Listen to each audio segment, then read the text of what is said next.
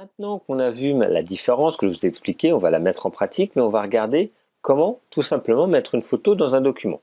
La première possibilité, la plus simple, vous avez un document ici qui est vierge.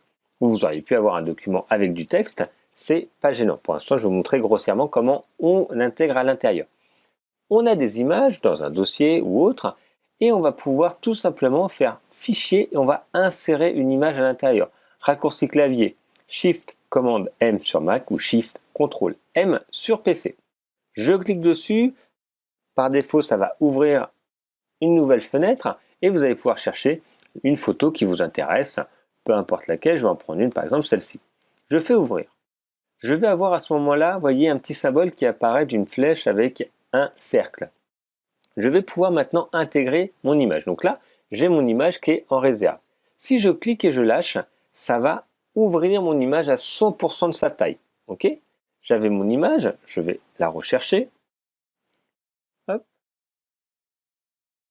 Je clique, je lâche, ça l'ouvre à 100%. Si je clique, je garde le doigt appuyé sur la souris et je me déplace, ça va créer une fenêtre de la taille proportionnelle à mon image. En gardant la même largeur hauteur, je ne vais pas pouvoir la déformer. Vous voyez, peu importe si je vais complètement sur le côté ou complètement sur le haut, ça ne la déforme pas. Ça va juste me permettre d'adapter par rapport à la place réservée que je veux ou par rapport à l'encombrement que je veux dans mon document pour la mettre à la taille que je veux.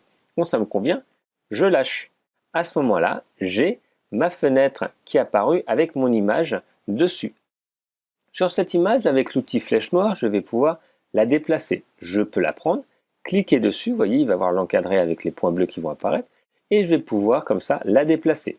Je vais pouvoir jouer sur la largeur pour l'écraser en largeur, en hauteur, et je vais dans un des coins en largeur, hauteur.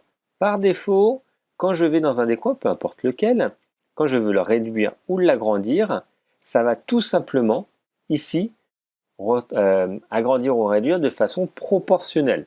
Okay, si je voulais la déformer en largeur hauteur en même temps, il faut maintenir la touche Shift du clavier qui me permet de déformer largeur hauteur. Si à l'inverse par contre je lâche Shift et que je me déplace, ça permet de l'agrandir.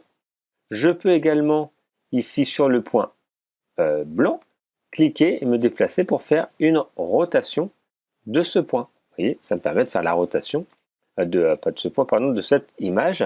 Et si j'appuie sur Shift, cette fois, ça me permet de faire un angle par défaut qui est donné de 15 degrés, qu'on peut paramétrer, mais là je ne vais pas rentrer trop dans les détails. En tout cas, ça vous permet, vous voyez, facilement d'avoir un angle à 45, à 90 ou à 180 si vous avez besoin.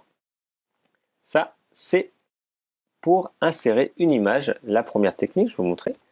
Commande Shift et M et vous allez chercher l'image que vous voulez. Vous la sélectionnez et vous cliquez, vous déplacez. À ce moment-là, l'image arrive à la taille proportionnelle de ce que vous avez besoin. Allez-y, essayez de mettre une image et on va passer à la suite.